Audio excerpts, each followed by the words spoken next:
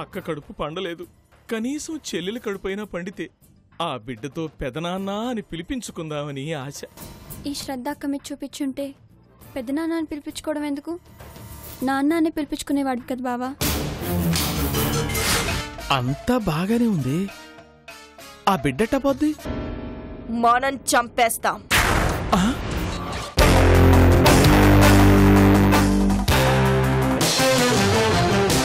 శిఖరం శిఖరం శిఖరం శిఖరం శిఖరం శిఖరం శిఖరం శిఖరం.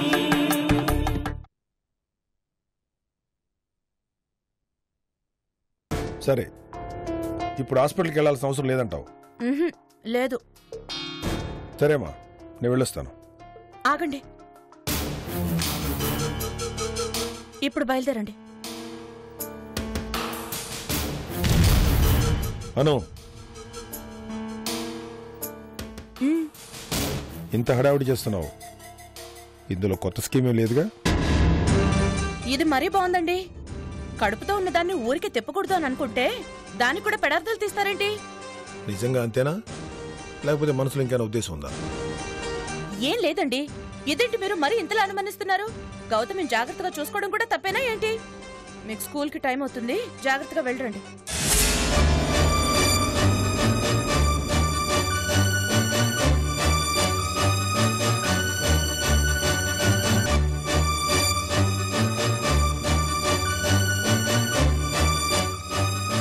గౌతమి, హాస్పిటల్కి వెళ్దాం పదా. హాస్పిటల్కే పదా. అనసూయ,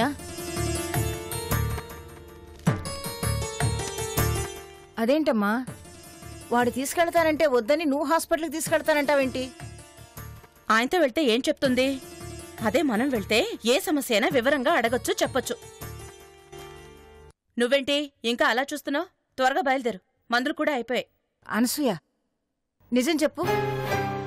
వాడు ముందేమో మందులున్నాయి హాస్పిటల్కి ఎందుకు అన్నావు, మళ్ళీ ఇప్పుడేమో మందులు లేవు అంటున్నావు. ఏమిటమ్మా ఇది? హాస్పిటల్కి ఎందుకు తీసుకెళ్తున్నావు? అందరికీ ఇదే అనుమానమా?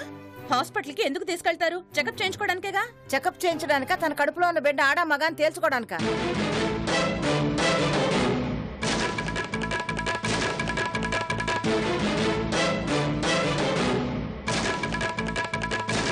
ఒక్కటి మాత్రం గుర్తుంచుకోమ్మా, మీ అమ్మ గర్భవతిగా ఉన్నప్పుడు మీ నాన్న మీ అమ్మని హాస్పిటల్కి తీసుకెళ్ళి ఆడపిల్ల మగపిల్లాడా అని అడుగుంటే ఈరోజు నువ్వు నీ తండ్రి మొహాన్ని చూసుండేదానివా?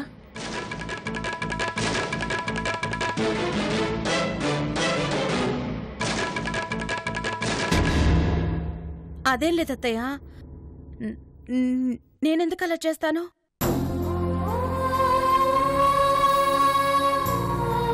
నిజంగా దానికి ఎలా ఉందో చూపిద్దామని. ఆయనతో వెళ్తే ఆడవాళ్ళ విషయాలు ఎలా చెప్పుకుంటుంది? అందుకే నేను తీసుకెళ్తున్నాను. మీరందరూ లేనిపోని ఊహించుకోకండి.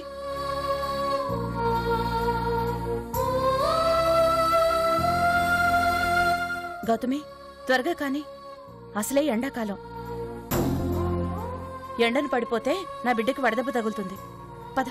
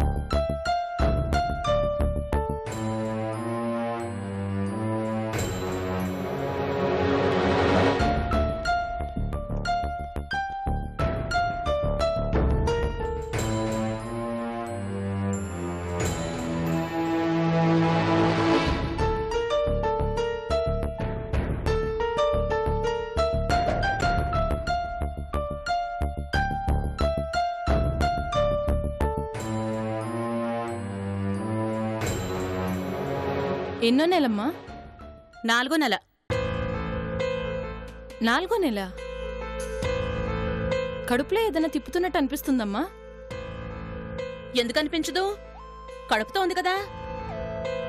వికారంగా కడుపులో ఏదో తిప్పుతున్నట్టు, అప్పుడప్పుడు వాంతొచ్చినట్టు అనిపిస్తుంటుంది. మాట్లాడవేంటి? పర్వాలేదమ్మా, మీరు చెప్పారు కదా, అర్థమైంది. పేరేంటమ్మా? గౌతమి ఈశ్వర్ చంద్ర ప్రసాద్. అలా చూస్తారేంటండి? అదే దాని పేరు. అలాగా, చెప్పింది మీరైతే ఆ పేరు మీదనుకున్నాను. ఏం చదువుకున్నావమ్మా?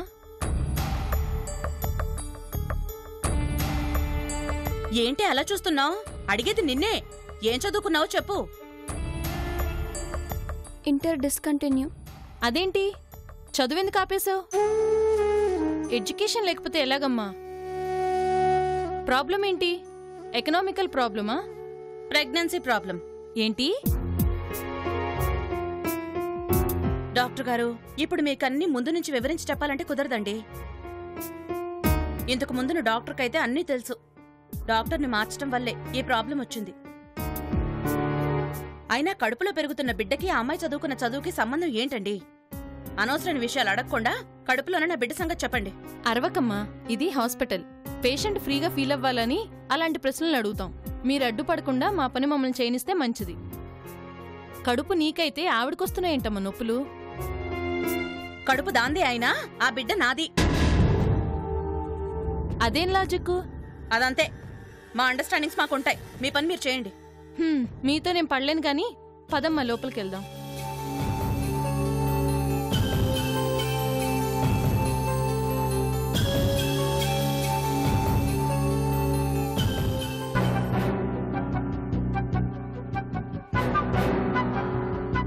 ఎలా ఉందమ్మా? నొప్పిగా ఉందమ్మా? ఇక్కడేమైనా నొప్పిగా ఉందా?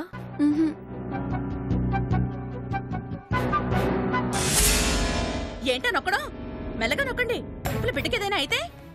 అక్క, నువ్వు కాస్త ఊరుకో. మేడం చూస్తున్నారు కదా. సర్లే.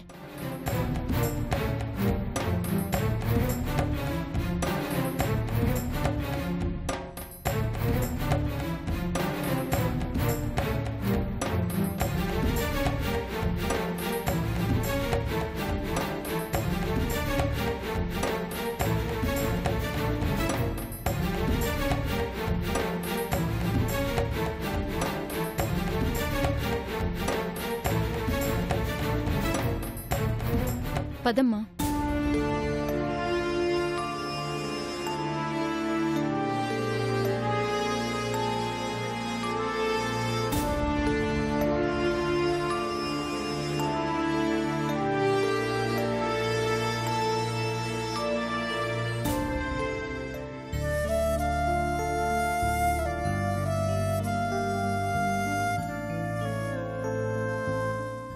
ఈ అమ్మాయికి మీరేమవుతారు? నేనేమవుతాననేది పాత డాక్టర్ గారికి తెలుసు. ఇక్కడ చెకప్ చేసేది నేను, మందులు రాసేది నేను. నాకు తెలియాలి, పాత డాక్టర్కి కాదమ్మా. చెప్పండి, ఈ అమ్మాయికి మీరేమవుతారు? మా అక్కండి. అక్కంటే తోడబుట్టిందా, యారాలా? అది నా సవతి. చాలా అనుకున్నా. మీ పద్ధతి చూస్తేనే తెలిసింది ఇలాంటిదేదో అయ్యుంటుందని. నాకిప్పుడు అర్థమైంది. ఈ అమ్మాయి అర్ధాంతరంగా చదువెందుకు ఆపేసిందో, కడుపుతో ఉండి కూడా ఎందుకింత వీక్గా ఉందో అర్థమవుతుంది. ఏంటి మీకు అర్థమైంది? చూడమ్మా, జీవితం అన్నాక తప్పులు జరగడం సహజం. ఈ అమ్మాయిని పెళ్లి చేసుకొని నీ భర్త తప్పు చేశాడు, కాదన్ను. కానీ మీ ఇద్దరి మధ్య ఉన్న డిస్టర్బెన్స్ని ఈ అమ్మాయి పైన రుద్దడం మంచిది కాదు. భర్తని పంచివ్వడానికి ఏ భార్య సిద్ధంగా ఉండదు. నీ భర్త నీతో పాటు ఈ అమ్మాయితోనూ జీవితం పంచుకోవటం నీకు బాధ కలిగించొచ్చు. కానీ ఇప్పుడు ఈ అమ్మాయి ఇంకో ప్రాణాన్ని తన కడుపులో మోస్తుంది. ఈ అమ్మాయిని సవతిలా కాకుండా కన్న తల్లిలా చూసుకో. మా మధ్యున్న రిలేషన్షిప్ని మీరు బాగా అర్థం చేసుకున్నారు డాక్టర్. అందుకే కదమ్మా ఈ అమ్మాయిని జాగ్రత్తగా చూసుకోమని చెప్తున్నాను. ఆ విషయం గురించి బాధపడాల్సిన అవసరం లేదు డాక్టర్. మా అక్క నన్ను కన్నతల్లిలాగా చూసుకుంటుంది. నాకు పెళ్లి చేసింది కూడా మా అక్కే. ఏంటి అలా చూస్తున్నారు? ఇందాక మీరు అర్థం చేసుకున్న దాంట్లో అస్సలు అర్థం లేదని ఇప్పటికైనా అర్థమైందా? సరే, ఇంతకీ కడుపులో ఉన్నది అమ్మాయా అబ్బాయా ఇప్పటికైనా చెప్తారా?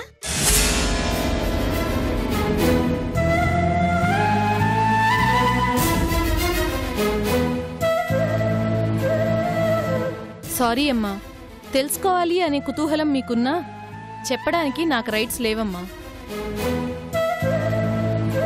అయినా 6 నెలలు పైపడ్డాకే పుట్టేది ఆడబిడ్డ మగబిడ్డ అనేది తెలుస్తుంది. సంతోషించానులేండి, తెలుస్తుందేమోనన్న ఆశతో వచ్చాను. చూడమ్మా, పుట్టబోయేది ఆడ మగ అనేది ఆలోచించకుండా ఆరోగ్యంగా ఎలా పుట్టాలో అది ఆలోచించండి. అందులో కొన్ని టెస్టులు రాశాను, అవి చేయించుకొని తీసుకురండి.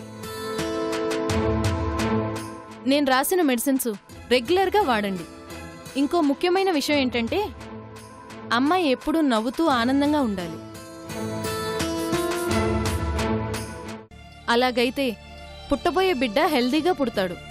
వెళ్ళండమ్మా. జాగ్రత్తమ్మా. మా జాగ్రత్తలో మేము ఉంటాం గానీ మీరొచ్చే పేషెంట్ల గురించి ఆరా తీయకుండా వాళ్ళ ఆరోగ్యం గురించి ఆలోచించండి చాలు. పదగౌతమి.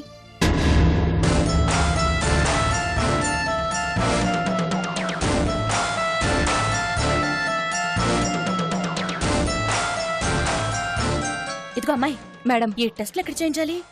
స్ట్రైట్ గా వెళ్ళి రైట్ కి తిరగండి, అక్కడ ల్యాబ్ ఉంటుంది, వాళ్ళు చేస్తారు. అలాగే.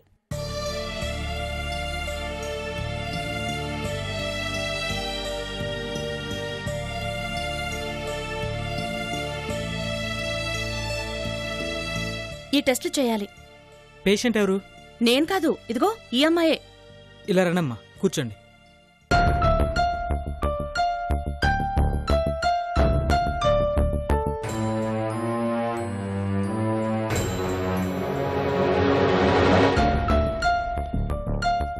ఇదిగో అబ్బాయి, రక్తం ఎక్కువగా లాగేకు. అసలే ఒట్టి మనిషి కూడా కాదు. ఏ టెస్ట్కి ఎంత కావాలో నాకు తెలుసమ్మా. అలా వెళ్ళి కూర్చోండి, డిస్టర్బ్ చేయకండి. ఏంటో ఈ హాస్పిటల్లో డాక్టర్తో పాటు మిగతా వాళ్ళు కూడా ఏదోలా మాట్లాడుతున్నారు.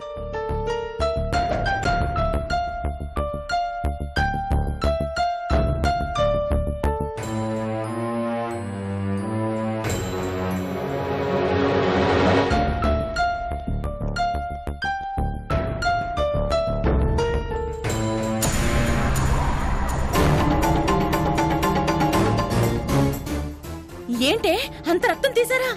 పరీక్ష చేయడానికి తీసుకున్నారా, పంచిపెట్టడానికి తీసుకున్నారా? కంగారు పడకక్క, అది నాది కాదు. ఏమైంది గౌతమి? ఏం లేదక్క, కళ్ళు తిరుగుతున్నట్టుంది. కళ్ళు తిరుగుతున్నాయా? రారా కూర్చో, రా కూర్చో.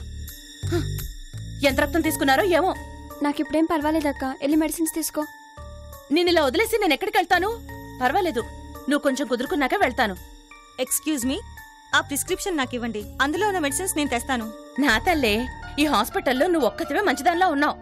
నీకు పుణ్యం ఉంటుంది, కాస్త తెచ్చిపెట్టవు. ఓకే ఒక్క నిమిషం ఉండే.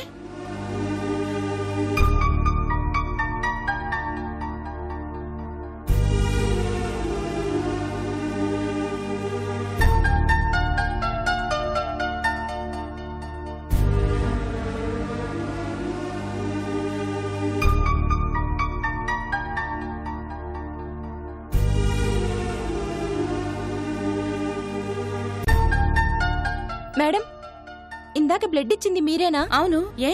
అయితే ఈ జ్యూస్ తీసుకోండి. వేలకు వేలు ఫీజులు కాజేసి జ్యూస్ ఇస్తారా? అక్క, బ్లడ్ ఇచ్చిన వాళ్ళకి జ్యూస్ ఇవ్వడం కామనే. అంటే ఏంటి నువ్వు అనేది? ఈ మాత్రం జ్యూస్ తాగినంత మాత్రాన నీరసం పోతుందా? ఏదోలే అక్క, వాళ్ళ పద్ధతులు వాళ్ళవి, మనకెందుకు? చాలే చెప్పొచ్చో పద్ధతులట పద్ధతులు. అడిగిన దానికి తప్ప అన్నింటికి సమాధానం చెప్తారు ఈ హాస్పిటల్లో. ఏది నర్సు, మందులు తీసుకొస్తానని ఇంకా రాలేదే? కంగారు పడకక్క, వస్తుందిలే. ఏంటోనే, ఈ హాస్పిటల్లో ఒక్కొక్కరు ఒక్కోలా ఉన్నారు. తాగుతావా?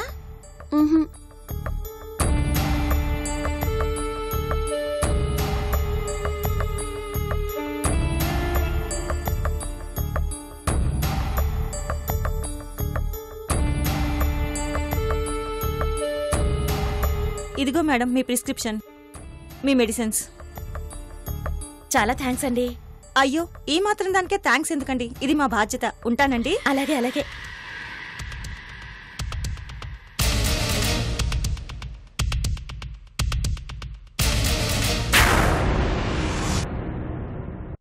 నర్స్,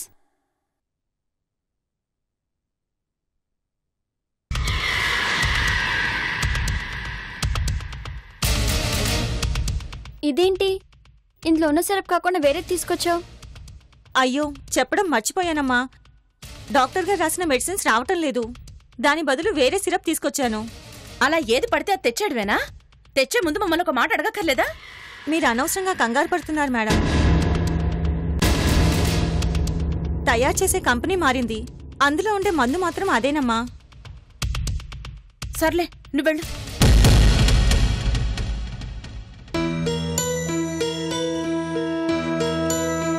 ఏంటక్క, ప్రతి చిన్న విషయానికి సీరియస్ గా రియాక్ట్ అవుతున్నావు? నేనంతేనే. అన్ని విషయాల్లోనూ నేను కరెక్ట్ గా ఉంటాను, మిగతా వాళ్ళు అలాగే ఉండాలనుకుంటాను. తప్ప ప్రతి దానికి ఆ తలోపుడు ఒకటి నేర్చుకున్నావు. అవునంటున్నావో కాదంటున్నావో తెలియక చస్తున్నాను. పద వెళ్దాం.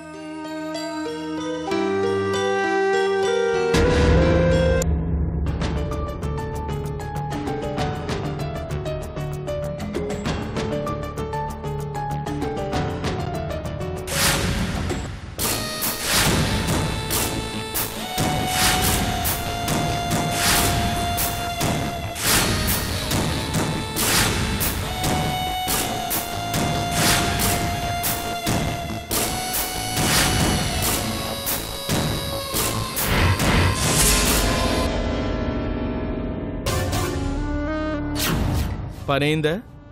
అయ్యింది సార్.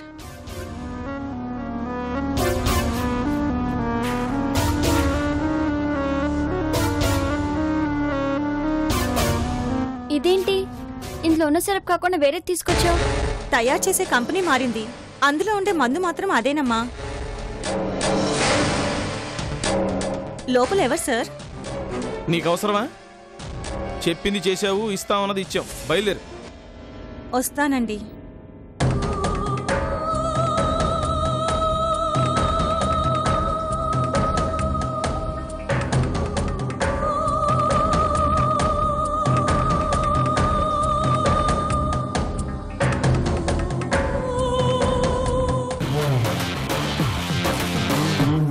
చేరాల్సిన వస్తువు చేరాల్సిన చోటికి జాగ్రత్తగా చేరింది.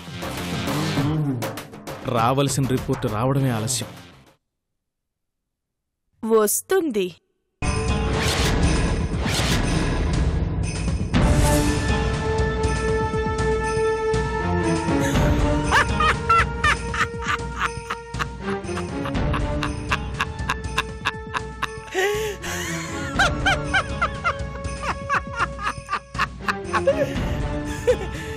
జరగబోయే తలుచుకుంటుంటే ఆనందంతో గంతులయ్యాలనిపిస్తుంది. ఏం బుర్రా, ఏం బుర్రా, ఏం ప్లానింగు, ఏం ప్లానింగు. డ్రాప్ చుక్కతో ఆ ఈశ్వర ప్రసాద్ని కనీసం డ్రాప్ పెట్టే అవకాశం లేకుండా ఆడేసుకున్నారుగా. ఇదిగో, నువ్వు షో కొట్టడం ఖాయం. ఖాయం అంటే ఖాయం. పసిబిడ్డతో పాటు ఫ్యామిలీ మొత్తం అవుట్ అవ్వటం ఖాయం. ఇదిగో, యునానిమస్ గేమ్ నీది అంతే. అసలు ఎట్టా వస్తాయండి ఇట్టంటి ఐడియాలు?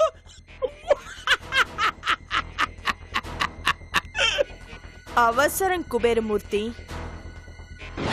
ఇప్పుడు గౌతమి కడుపులోకి వెళ్లే ఆ సిరప్ లో ఉన్న ఒక్కొక్క చుక్క పెరుగుతున్న పిండానికి సునామీ లాంటిది.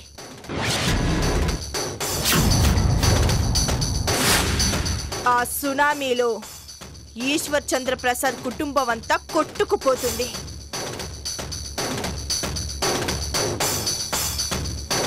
అని అనుకోవడం నీ భ్రమ, అని అనుకోవడం నీ భ్రమ.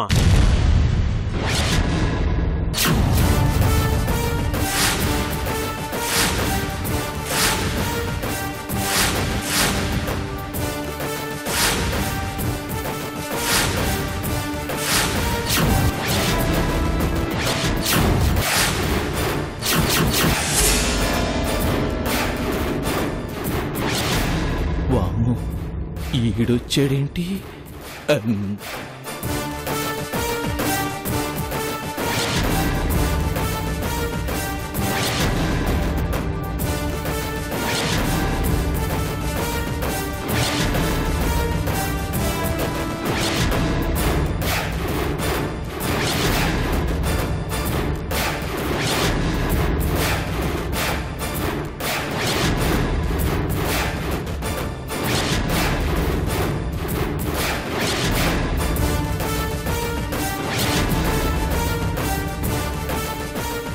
ఇలా వీధుల్లో నిలబడి పగటి కలల కంటూ ఈశ్వర్ చంద్రప్రసాద్ కుటుంబం నామరూపాలు లేకుండా అయిపోతుందనుకోవడం నిజంగా నీ భ్రమే.